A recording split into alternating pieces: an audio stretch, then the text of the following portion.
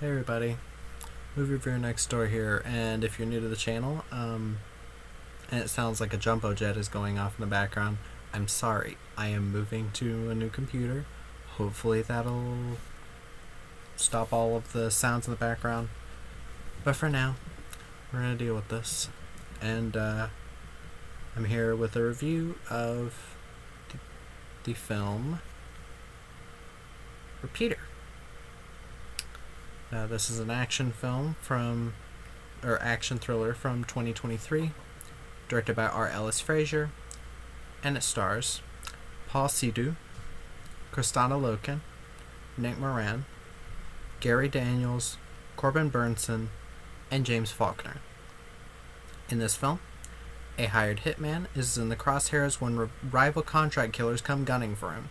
For hired hitman John Smith, his directive is straightforward: seek, locate, and terminate. But rival assassins have him in their sights as they track and target each other and aim for their latest assignment: take out a hacker who threatens to expose the malicious criminality of a conglomerate head. So, what did I think of Repeater? Well, it's not bad. I'd say it's decent. A lot of that is up to the cast. And, like, this is just a little bit more than watchable. Now, what this has over the last film I saw, Renegades, is definitely... It's definitely got better action. I think this director, R. Ellis Frazier, just from this film, I can tell he's a bit better than Daniel Zarrilli. Sorry if it keeps freezing. I don't know why it's doing that. Because the action scenes here are pretty decently competent. But yeah, let me get to the actors. Paul Sidhu is John Smith. I don't know much about this actor. Apparently he is a surgeon of some type.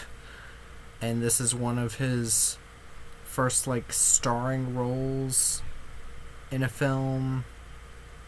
He has starred in a film before.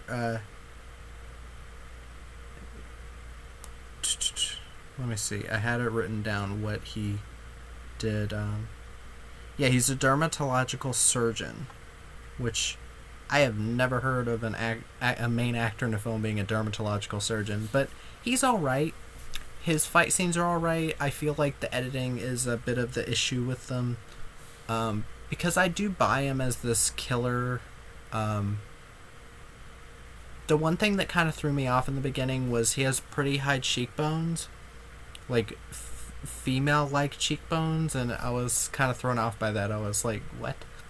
But his voice, his mannerisms, the way he plays the character, kind of deadpan, does work in the favor of the film. And there are some people that think that this might be like a vanity project for this actor, even though he didn't direct it or write it or anything. But, I don't know, maybe he self-funded it, who knows. But he didn't do a bad job. Kristanna Loken as Nadia Sykes, she's kind of a killer, a rival killer that's pretending to protect this guy that he's after. She was in Terminator 3. She was the main villain of Terminator 3. She's been in up and down in films. She's been in Blood Rain. She played Blood Rain. In Blood Rain, she was in the Name of the King, Mercenaries, which was like the Asylum version of Expendables, but with women. She's been in quite a few Uwe Boll films, and of those Uwe Boll films, I thought she was good. She's one of those actresses that I think should have had a bigger role, in action stardom, because I do think that she has the talent to do it. She's not a terrible actress. She's got the look, she's got the feel, she's got the moves, so I don't really know why she didn't get much bigger, but she does alright here. Nick Moran as Jean Rousseau. He's this French hacker. He was in the last film I saw. He was the star of that. He does good here. He does a French accent that is very weird for me to hear from him, knowing that he's British. But I thought he did the role well. He looked geeky enough, so it worked. Gary Daniels is Enrique Botha. He's another killer that's after them. oh, there are a few reviews that say he's the best part of the film. I don't think that's true. There are some people that hate him in the film. I don't think that's true either. I'm kind of in the middle on him. I've liked the other films I've seen from him, which were Recoil, which I thought was awesome, and Deadly Target, which was also, they're both PM Entertainment films. I need to watch more of his, but he did alright in this film. Has a decent fight scene. Corbin Burnson as Edgar Mann. He's a friend of John's. He's there. I like Corbin Burnson. I'm gonna at some point see the newest Left Behind and see if he's good in that. And James Faulkner's Richard Silver. I guess he's technically the main villain. I've seen him in things, but I just can never remember what films I've seen him in. He's one of those actors that you look at him and you're like, oh yeah, I've seen him before. I guess he's kind of a character actor, but he's fine. He needed more screen time. But yeah, this film, it's not exactly an original film. It's like hired killer starting to grow a conscience.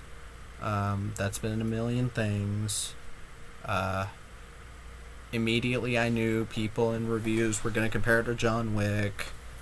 There's like 2 people on Letterboxd that compared this to John Wick, and I have to keep reminding people that John Wick did not create those tropes or things in action films.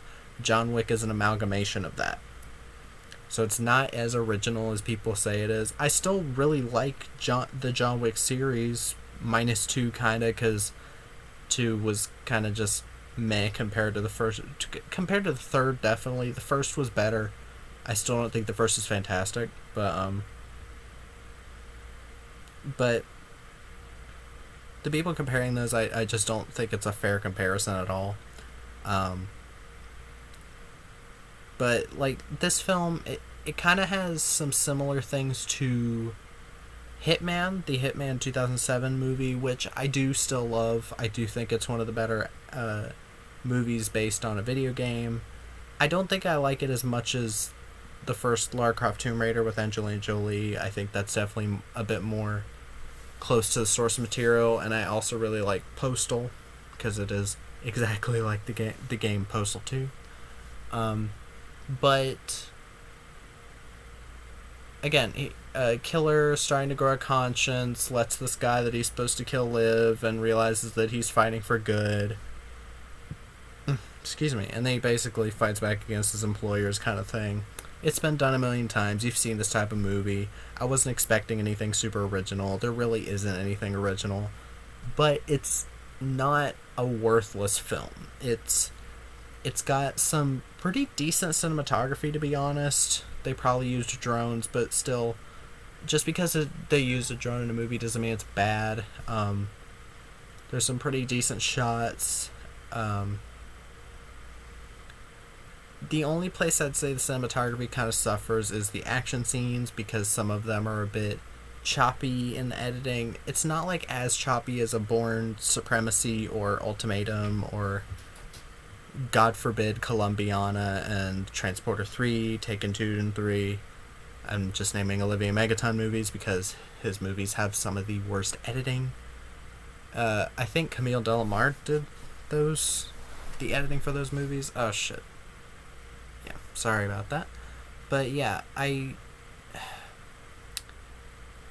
this film isn't bad. It's decent. Again, that's the most I can really say is it's decent. It did its job. If the editing had been a bit better and I could have seen the fight scenes a bit easier, it would probably be an 8. But yeah, again, this main actor, Paul Sidhu, he hasn't been in a lot of stuff. He starred in a Bollywood film in like 2010, and then this was his second leading role, technically. I don't know what that movie is, the Bollywood one, but if I can say anything about him, he overdoes the gruff voice just a bit because he tries to sound more threatening than he actually is at times, and sometimes it comes off a bit weird.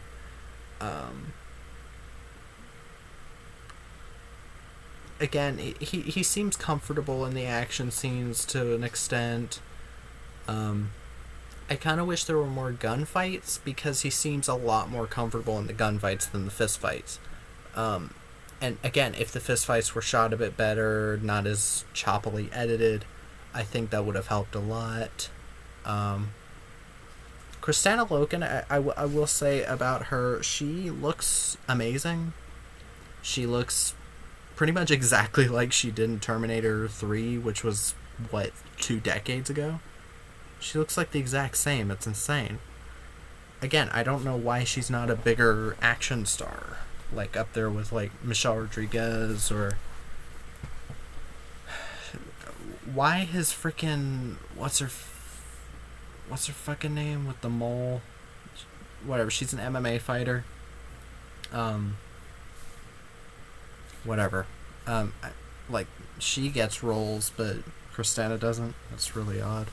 But yeah, the main starting plot does feel a bit like Hitman 2007. The whole, like, you're meant to kill this person, you've been told by your agency to kill this person, and you decide not to, and you decide to fight back against the agency. In Hitman, it was Olga Kurylenko, and I do think she was good in that film. A lot of people seemed to disagree. And in this film, it is Nick Moran. And Nick Moran, again, he does a decent job in the film. I don't really have many big problems with him or anything. I've always liked him. I will say, if I have to say something that's, like, immediately took me out of parts of this film, there are some characters that definitely feel like they've been dubbed. There's a girl in a market earlier on where the main character makes this weird reference. He's, like, buying a ton of apples for some reason. We never get a reason for why he's buying all these apples. And she's like, wow, apple a day keeps the doctor away, isn't that the saying? And then he says, there's 13 ways to kill a person with an apple, 16 if you leave the stem. And then she, like, looks terrified, and then he says, I'm just joking. And then she's like, haha, you're so funny. And I will say, this is one scene where I was like, is this a vanity project? Because she's immediately like, can I help you with the groceries or something else? And I'm like, is this trying to be a Bond movie? And I will say, I could have done without that line. They added in, like, anything else. Also, sorry if he keeps stuttering. I don't know why the hell it's doing that. But yeah, it just seemed very out of place. Within the rest of the film, because there's not really anything like that in the rest of the film. There's a love interest, yeah, but that kind of stuff never happens with her. It seems more like she's a means to an end at the beginning, and then later on she's supposed to be like this love interest for the main character, and I don't really get that. It happens in a lot of action movies. It's not like it's not like I'm saying the movie's shit because of it. It's just like, really? She's just there to be the main love interest, I guess. But sorry, it keeps doing that. This isn't going to be a super long review anyway. But yeah, I will say that there was an interesting mention in this film that I did catch, because I'm always, like, thinking about what a director did otherwise. I haven't seen this director's other films. I'm just aware of them because of the actors involved. Gary Daniels has starred in a couple, Rumble and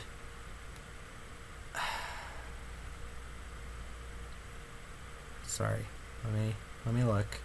Rumble and Misfire. Luke Goss was in Dead Drop and Legacy. This actor, Paul Sidhu, was in one of his films, Hustle Down. He just wasn't the main character. Oh yeah, Luke Goss was also in Across the Line, which was, I think, his directorial debut. I wouldn't mind looking at that. But yeah, like, there is a bit where they do one of those, like, kind of needle drop moments, I guess you'd call it, where like the soundtrack insists like, oh no, the character's in danger. Where he says, I'm at the dead drop, and then it goes, and then Corbin Burnson is like, you need to get out of there as fast as possible. And I was like, wait a second, isn't that a film this director has done? And yeah, Dead Drop was a film he did 10 years ago, which maybe I'll look at sometime. Cole Hauser's in it, and Luke Goss. But yeah, I guess that was supposed to be a reference. I don't know if it was just happened to be that way. I'm not sure. Who knows anymore? But yeah, I was kind of like, really? Was that a wink nudge kind of thing? But yeah, I'm kind of going random with this one. There's not a lot to talk about, and it's not that the film is terrible, and that's the reason there's not a lot to talk about. It seems I have more to talk about when a movie is bad. But yeah, I guess I'll just get to the pros and cons, because yeah, I don't hate this film. I don't think I'd ever watch it again. It could easily be a very high 6 without some of this cast. Even though the cast aren't fantastic or anything, it was nice to see the recognizable faces. They have decent screen presences. But yeah, pros, again, Paul Sidhu's not terrible. Kristanna Loken, Nick Moran, Gary Daniels, Corbin Burnson, James Faulkner all do well in their roles. The direction, for the most part, other than some of the action scenes with the editing, is pretty alright. The score by Chris Bezold is pretty good, actually. I will say that there were people that said awful music, awful dialogue. I don't think the dialogue or music is the issue. The dialogue was fine. I mean, you don't expect like Shakespearean dialogue in an action film, so I don't know what these people wanted. But the score by Chris Bezold is pretty good. There's a song at the end credits that I actually really enjoyed. As I did with the last film I saw, there was Renegades by Shug Jackson. In this film, it is Face Down the Darkness, featuring Christophe Beau, Nicholas Bonnerat, Barbara Azenha, and Devin Bezold. But yeah, Face Down the Darkness. If you look up Face Down the Darkness, you'll find the song. If you have to put Chris Bezold's name, Bezold. It's a pretty good song, actually. I did like it. But, pretty, again, decent end credit song from the guy who did the score. The score is pretty nice and pretty epic when it needs to be.